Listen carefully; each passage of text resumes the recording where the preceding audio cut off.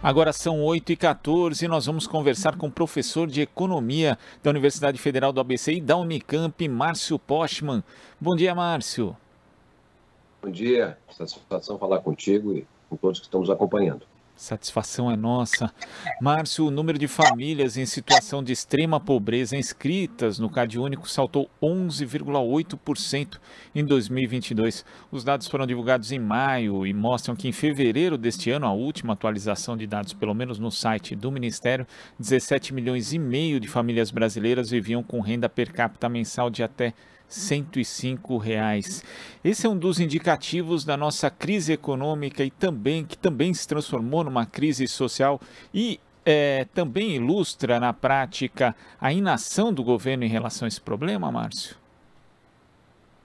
É inexorável que um país que não consegue crescer, ativar o sistema produtivo, elevar o nível de emprego, convive agora com inflação que vai corroendo a renda das famílias.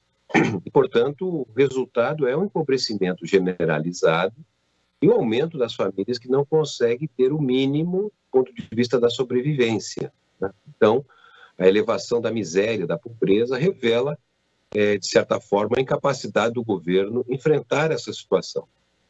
Mesmo um programa de transferência de renda, como foi feita de uma forma talvez equivocada, pois o Brasil tem uma experiência já constituída ao longo do tempo e reconhecida internacionalmente de como enfrentar famílias que estão com dificuldades financeiras. Nós percebemos que a inovação que foi feita, aprovada no ano passado pelo atual governo, não está respondendo aos problemas sérios do encarecimento da vida e da ampliação de famílias que necessitam de ajuda, pois não têm emprego, não encontram, digamos, alternativas a isso. E, lamentavelmente, nós estamos diante de um ano decisivo para o país, que é o ano eleitoral, e o próprio governo ameaça com novidades, que seria justamente esse decreto de calamidade, para liberar o gasto público com um fim, me parece, eleitoral, sem ter uma política estruturada para enfrentar o problema da pobreza que vem crescendo no Brasil, como você bem destacou.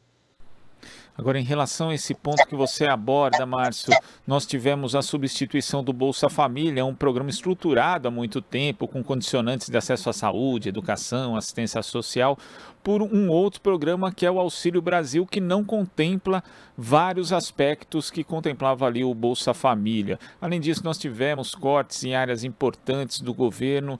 Isso mostra bem que existe um desmonte em curso das políticas sociais no Brasil, Márcio? Me parece que nós estamos já numa trajetória que foi conhecida pelos brasileiros que viveram na virada do século XIX, início do século XX, que era uma espécie de clientelismo, ou seja, a construção de clientelas pelos governos que passam a usar essas clientelas com objetivo fundamentalmente eleitoral. Não tem por objetivo a superação, no caso da pobreza, da emancipação social, porque isso é feito com políticas estruturantes, políticas que garantem temporariamente alguma renda, mas que se encaminham para a possibilidade do crescimento econômico, do emprego, para que as pessoas possam caminhar com suas próprias pernas e deixar de depender do próprio Estado. Quer dizer, o desmonte de políticas que anteriormente tinha essa finalidade estruturadora, superadora da pobreza, indica justamente um forte apelo ao antigo clientelismo, né, ao mandonismo, que faz com que, inclusive, o próprio governo e o parlamento, em grande medida, operem com um orçamento secreto, né, que a sociedade não sabe para quem está sendo beneficiada. Então, essa combinação do clientelismo com o mandonismo vai mudando o perfil da política brasileira e tornando a pobreza, a miséria, um instrumento de manipulação de massas em prol da perpetuação de determinados governos.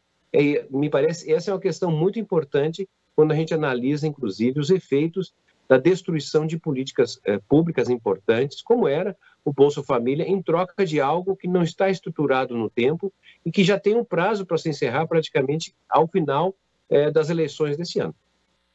E, Márcio, quando você fala dessa questão da autonomização das pessoas que participam de programas sociais, isso era algo que era cobrado muito ali no Bolsa Família, né? A chamada porta de saída. Depois, o programa foi sendo ainda mais aprimorado, conectado com outras políticas, por exemplo, de apoio à agricultura familiar, também de iniciativas dentro do âmbito da economia solidária. Só que isso tudo acabou sendo desfeito, né? Inclusive, várias dessas políticas hoje têm orçamentos mínimos de aplicação. É necessário retomar esse tipo de esforço intersetorial justamente para se achar essa chamada porta de saída de programas sociais, Márcio? De fato, o foco da experiência anterior do Brasil era de romper com o ciclo estrutural da pobreza que fazia com que os filhos dos pobres continuavam sendo pobres porque originariamente eles vinham dessa circunstância. E enfrentar esse ciclo estrutural da pobreza significava justamente oferecer às crianças, aos jovens, não é, oportunidades através da educação, através da elevação da qualidade de vida, a saúde, o esporte, ou seja, oportunidades que, infelizmente, as famílias pobres não tinham. Por isso é importante políticas que vão além da questão da renda, que dizem respeito à saúde, à educação, ao lazer, ao transporte, ou seja, um conjunto articulado e integrado de políticas que abriam um horizonte maior, não é? Se a gente fala, por exemplo, das cotas de acesso à educação superior, tudo isso estava articulado, estruturado numa visão de que é possível enfrentar a pobreza e abrir um novo horizonte emancipatório de autonomização. Obviamente que isso não se faz do dia para a noite, requer, na verdade, uma trajetória que perpassa um governo, sejam, portanto, políticas de Estado. Infelizmente, isso foi interrompido e o que nós estamos vendo são políticas de natureza governamental que têm mais por objetivo eleitoral do que qualquer outra medida estruturante.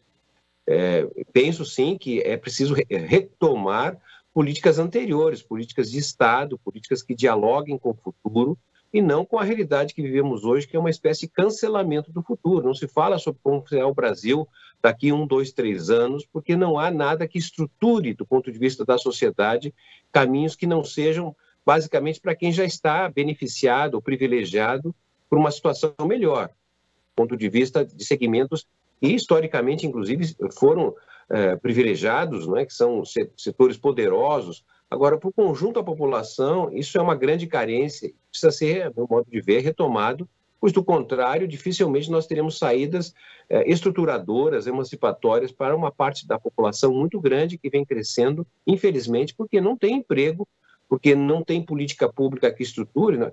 Veja, um fato marcante, desde 1990, não é? Foi anunciado agora que reduziu o número de estudantes do ensino superior. Isso é profundamente trágico para um país que sabe que a revolução informacional, tecnológica, exige brasileiros cada vez mais capacitados, qualificados. Quando se rompe essa trajetória, infelizmente não sobra muita coisa para imaginar um futuro melhor.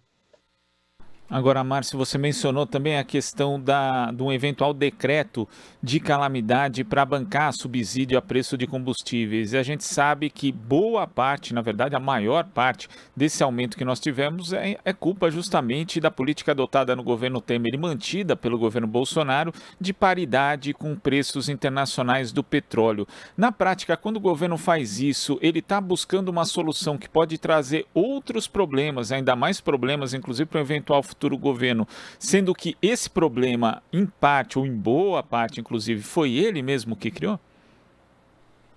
De fato, o governo, e podemos também colocar junto a própria postura do Banco Central, né, de defender subsídios a produtos como combustível e outros, né, ou mesmo a medida que está sendo aventada, esse decreto de calamidade que abriria a possibilidade, portanto, do governo compensar os aumentos com subsídios, com gastos, não é? É uma indicação inequívoca, a meu modo de ver, de que o governo não está interessado em atuar nas causas, as causas que promovem a alta do custo de vida, uma vez que é o próprio governo que autoriza a elevação do preço do combustível, que autoriza a elevação do preço da energia, que autoriza agora a elevação do preço dos planos de saúde, ou seja, é o governo que promove a inflação E sem enfrentar essa causa da promoção da inflação, o governo requer, por outro lado, atuar sobre as consequências. Já que ele promove a inflação, agora, então, atuaria sobre as consequências, que seria justamente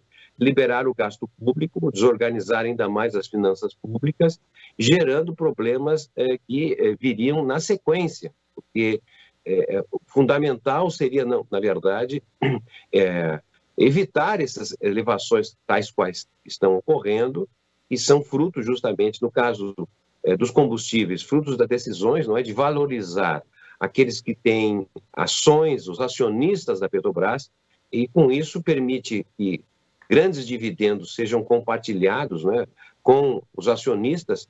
Basta dizer que a Petrobras é a empresa petrolífera que no mundo tem tido os melhores resultados do ponto de vista de sua lucratividade, mas arrochando a população com preços exorbitantes dos combustíveis. Então, os lucros no Brasil, não é, são lucros arcaicos, lucros que, na verdade, estão inconvenientemente atuando contra a população.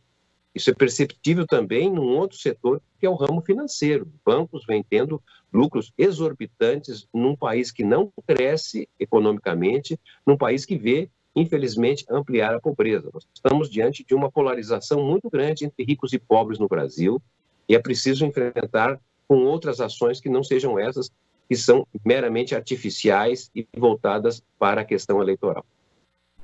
Márcio, você citou a atuação do Banco Central, e um próximo governo que não seja o de Jair Bolsonaro vai ter que lidar com um presidente dessa instituição, no caso Roberto Campos Neto, que tem mandato até 31 de dezembro de 2024. Quer dizer, praticamente meio mandato com um presidente que não foi escolhido por esse novo governo. Temos também alguns mandatos importantes de presidentes de agências regulatórias que vão até além disso, né, até 2025.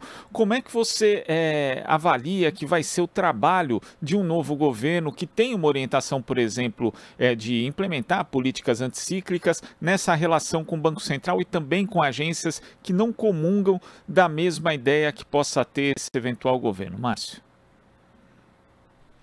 Entendo que o que aconteceu no Banco Central, né, de ter sido tornado independente do Brasil, ou seja, a direção do Banco Central, ela não depende de voto.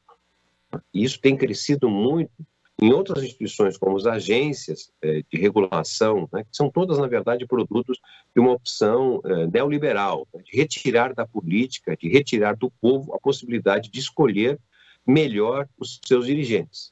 Então, a política permite que haja, na verdade, mudanças do ponto de vista da orientação administrativa e governamental de maneira geral. No entanto, há instituições, como é o caso do Banco Central, não é, que na verdade, são geridas por tecnocratas que muitas vezes defendem realizações muito mais voltadas a ricos e poderosos, porque não depende do voto. Né? Mas essa é uma realidade que está dada do ponto de vista institucional, e a partir de janeiro do ano que vem, na verdade, se houver resultado favorável a uma visão diferente do que nós temos hoje, esperamos que ocorra isso, é claro, precisará, na verdade, um diálogo muito preciso entre a presidência da República com essas instituições que hoje têm mandato próprio, seja do ponto de vista de haver uma convergência em relação ao resultado eleitoral e aos interesses, porque seria trágico para o nosso país ter mandatos como nós estamos tendo agora no Brasil, atuando contra o povo, contra os interesses do povo.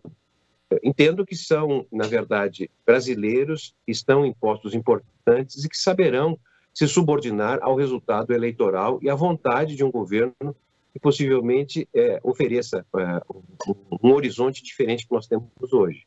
Isso passa, na verdade, por alterar a política que o Banco Central hoje vem fazendo no Brasil, que é fundamentalmente a elevação da taxa de juros, que corrói as possibilidades das empresas poderem ter lucros operacionais superiores ao que ganhariam colocando no sistema financeiro. Né? É o rentismo, é a financiarização que faz com que o Brasil fique sufocado, sem possibilidades de que quem produza na atividade econômica, no comércio, na própria agricultura, situações melhores em função do que ocorre hoje no sistema financeiro brasileiro. Márcio, eu queria agradecer a sua participação aqui no nosso Jornal Brasil Atual de hoje. Obrigado e até a próxima. Até a próxima. Parabéns mais uma vez pelo trabalho realizado. A gente agradece. Conversamos aqui com o professor de Economia da Universidade Federal do ABC e da Unicamp, Márcio Postman. Aqui você ouve as notícias que os outros não dão. Jornal Brasil Atual.